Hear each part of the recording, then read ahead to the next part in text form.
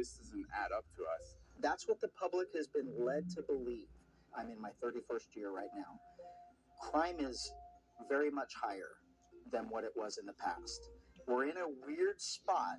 It's scary how we've been misled and how we've been lied to about these bills that they want passed or about propositions that they're passing. I'm Siama Karami. Welcome to California Insider. Chad, it's great to have you back on. Welcome back. Thank you. I'm happy to be here. We want to talk to you about some high-profile incidents that has happened in a week. In a week, Mayor of Los Angeles, her home was robbed. Adam Schiff was robbed. He's running for the state senate.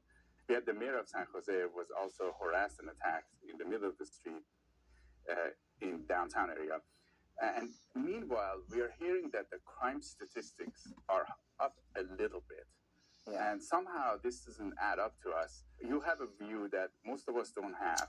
You're a sheriff for Riverside County. You have a really big county. You see a lot of things. Can you tell us what's happening from your perspective? Yeah. So my county, we are very large. We're the second largest sheriff's department in the state after Los Angeles. Los Angeles Sheriff is bigger, but then it's us. And we've got 2.5 million residents in Riverside County, and our department's 4,200 employees. So we have a lot of deputies out there working in contract cities and in our rural areas. And it is completely obvious to those of us that have been in law enforcement for a long time. I'm in my 31st year right now. Crime is very much higher than what it was in the past. And we are consistently seeing it go up exponentially. But we're in a weird spot because the statistics that the state will show or the DOJ will show or sometimes that the governor will tout is that crime is either down or crime is leveling or slightly up. And that is not the reality. The reality is crime is substantially increasing. Starting back in 2012 with AB 109, that was prison realignment. Then in 2014 with Prop 47, we have gone to a criminal justice system that no longer holds people accountable.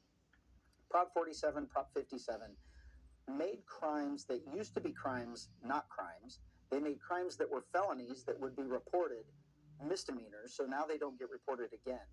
And when you make everything that used to be a crime not a crime anymore, you can see how that would drastically reduce the numbers. So that's what the state is doing, is saying that Prop 47 is reducing all of these theft crimes and everything else because theft is no longer a crime. We don't report that anymore because they increased the threshold to nearly $1,000.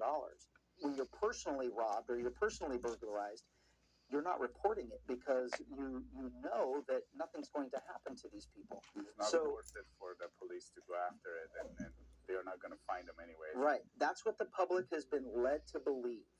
And at the same time, from our current form of government, some of our politicians, the majority of Sacramento, is very anti-law enforcement. The problem with that, socialists within their government, of our population respects us. They respect the job that law enforcement does, and they know that we are a requirement. We are protecting people. We're protecting their neighborhoods.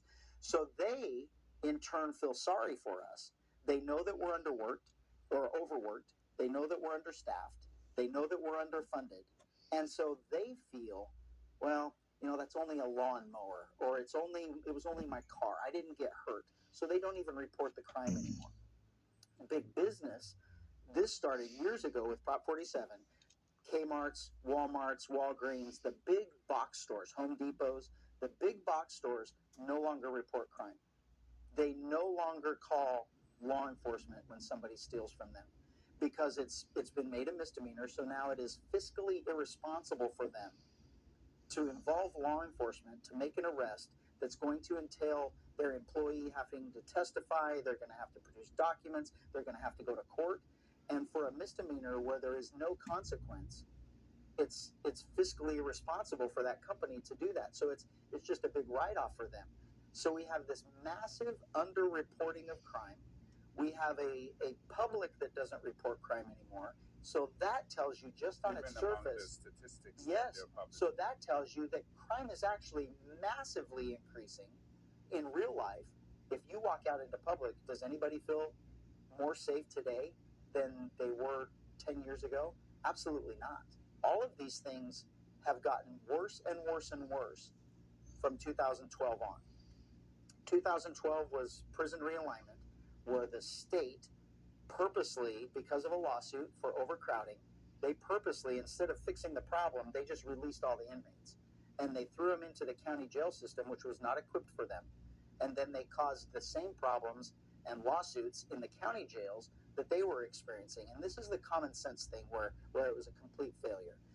I understand that prison overcrowding was an issue, and there were too many inmates for the amount of beds. But the common sense solution to that is build another prison, not close prisons, not release all the inmates. If you have a family of 5 and you're in a 1-bedroom apartment, you either get more bedrooms, a bigger apartment, a different house, or build more rooms. You don't get rid of your kids. In 2010, 2012, they should have built more prisons. So we have this massive increase of crime. We have this massive increase of repeat crime, repeat criminals, and there's no place to put them because the state is reducing their prison populations and then closing prisons and is putting the burden of housing all of these people on our county jails, which our county local systems have never been equipped for this. That's not their role. That's not their responsibility. So fiscally, it's crushing the counties and local governments. Do you and it think hasn't they been were reported. doing this, the people that actually were doing this, they actually believed this would happen? Or do you think they will actually think that this will, somehow the crime will go down and people will not commit those crimes anymore? That's a very good question, and I have my own personal opinion, and then I have my professional opinion. Does not want to believe that our government officials, our elected officials, would do this on purpose. I don't want to believe that. But my personal opinion and my law enforcement experience opinion, and knowing what law enforcement, how vocal we were trying to stop these things, we knew what the consequence was going to be, and we told them what the consequence was going to be. And they just didn't listen. I don't know if they thought any different, and the laws are completely against us, and then they want you to believe that now they're going to come in with a solution. And currently, it's the governor and highway patrol. Now, from a law enforcement perspective, I love my brothers and sisters in the highway patrol. They certainly have their purpose and their role in law enforcement, but it is not fighting crime. It is not handling local crime. Their responsibility is nothing but the freeways and the highways. That's what it's always been. Same thing happened in Oakland. 100%. He interviewed the former police chief of Oakland, and he told us that the rules they have to deal with, they don't know how to do traffic stops anymore. It's very hard for them because they've lost a lot of, because they don't do a lot of this enforcement. Yeah, I'm not a rocket scientist. I'm a public safety professional, and it's relatively easy. It's right and wrong. It's black and white. We live in a civilized society where we absolutely must have laws to maintain that civilized society. And the people that don't want to participate in a civilized society, they have to have consequences for their behavior, and sometimes we have to remove them from society so the rest of us are safe. And we have completely left that. We have left that idea. That is common sense. And what about the stores? So we're hearing about these stores, and back in the day, the stores would monitor who's in their store that might potentially be stealing it. They would go after them. Now they don't do anything. Or the stores have policies that they will not report to law enforcement. They will not call law enforcement. They have policies where their employees don't stop it. They don't want their employees getting injured. They don't want their employees getting involved where they're going to have to go to court. And they use it, their business model, they just use it as a write-off. Those losses are just a write-off. But the problem is the businesses aren't going to lose that money. That loss is carried on to the rest of us with increased prices of goods. We're creating a horrible situation in the country. And really, California is the model for that horrible situation. We started it long before anybody else. And everyone else, the governments that are doing it, New York was never as bad as California, but now it's a competition to see who can destroy their cities the fastest. Throughout my growing up, I adore San Francisco. I think San Francisco is the most beautiful city.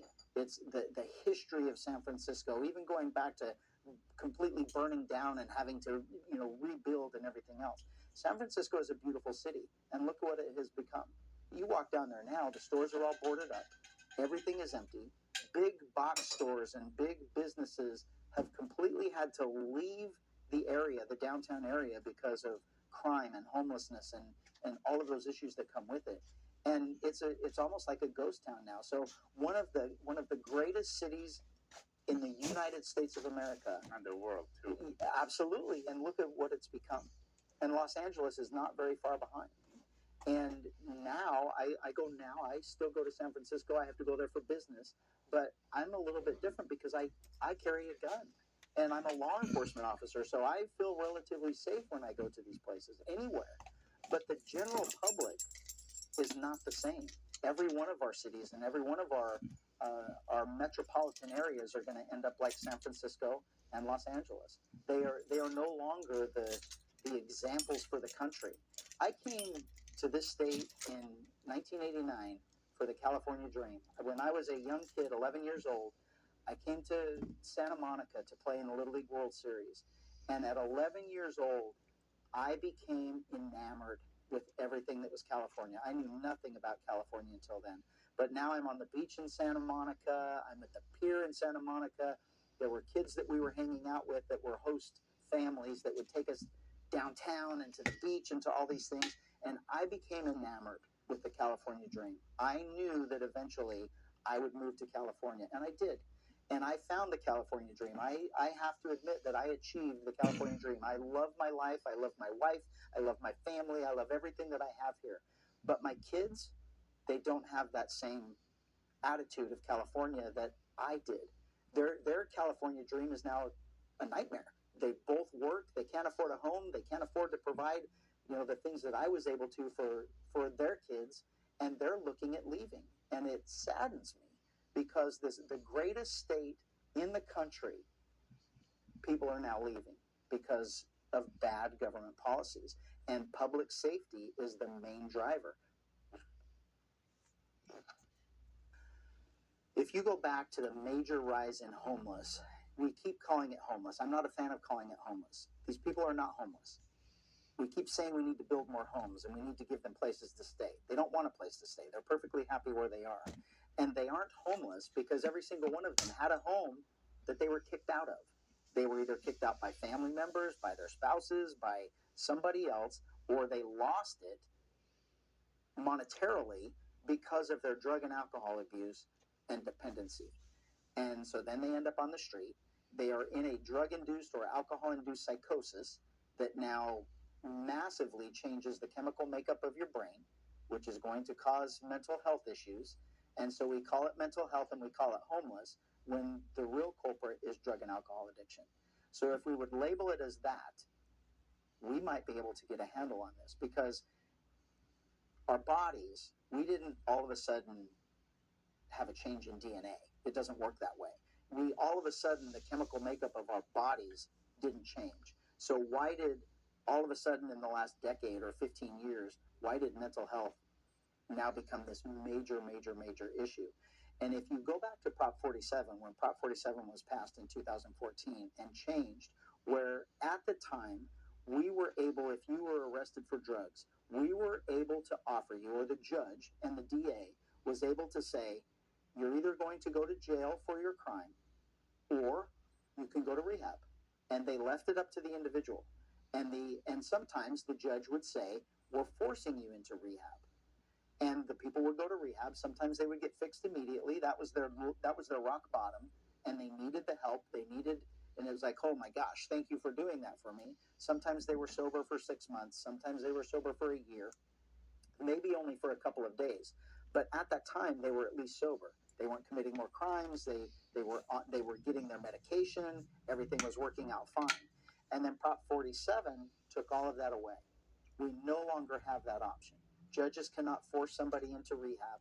They no longer have the option of going to rehab. So they either have to pay for it themselves or their families have to pay for it, but they have to admit that they want it. So even the pay was done through the government. Oh, 100%. And it worked. it worked. We were lied to about everything about Prop 47. The name of Prop 47, the name of the ballot initiative was called the Safe Schools and the Safe Streets Initiative. It had nothing to do with safe streets, nothing to do with safe schools, and it actually did everything bad that we see today. It caused the homeless issue to, if you go back statistically from 2013 on, it is nothing but a straight increase in homeless and mental issues. And then you see what Prop 47 did. And it really exacerbated our problem and made it much, much, much worse because we can't get them help anymore. And it's inhumane for us as a society to find these people that are mentally messed up because of their drug and alcohol addiction and chemical imbalances in their brain, and we are not helping them get fixed. We just leave them homeless. We say it's a home issue instead of what it really is. They can keep doing drugs. We keep giving them more drugs. We keep having safe dens and making it easier for them. Absolutely. And you're enabling this culture of government dependence. We can't get them into rehab. We have to convince a crazy person, a mentally unstable person, we have to ask them if they want help. Well, obviously they're going to say no. They don't want help. They don't want to stop using drugs. They don't want to get out of their environment and adhere to rules and soberness. And so they say no. And so we can't help them. We can't get them into housing. There's plenty of housing out there. There's plenty of places, nonprofits that want to help. But from the law enforcement perspective, and we're the ones that deal with it every day, those people don't want to help. We have to, it's hundreds and maybe 1,000 times of us asking them to go into some type of service before they actually do it. And when we do get them in, we feel like what a success, because we finally convinced them to get sober. And then we can, if it is a chemical imbalance where they now have mental health issues, we can get a doctor to stabilize that also with medication, and hopefully they get off of that and they don't need it anymore once the chemicals that are going into their bodies aren't there anymore. So before Prop 47, you guys would arrest these people. You would see them, you arrest them, and then you would actually send them to the drug court, and then they will evaluate. 100%. I know from people that I have spoken to that have now been sober, that have now are productive members of society, that they chose prison. They chose to go to prison because they've been in rehab so many times that some of the drugs were still going on in rehab, and people went to the rehab places knowing that they could sell those people drugs, and that wasn't a good environment. So people would choose jail or choose prison. So they knew they could get sober, they knew they could change, and then they made that choice to when they got back out, they weren't going to go back there. They changed their environment when they got out. So we know it worked. We know people did choose prison, but you were never forced into prison for drugs. That just didn't happen. But in order to get it passed, they wanted the general public to think that, the random person that's out using drugs is going to go to prison for 10 years. That is factually inaccurate. It was told to play emotionally on the voters to get this to pass. So in the modern time, in the last 10 years, we can see that Prop 47 was the beginning of the end for what we see in California right now.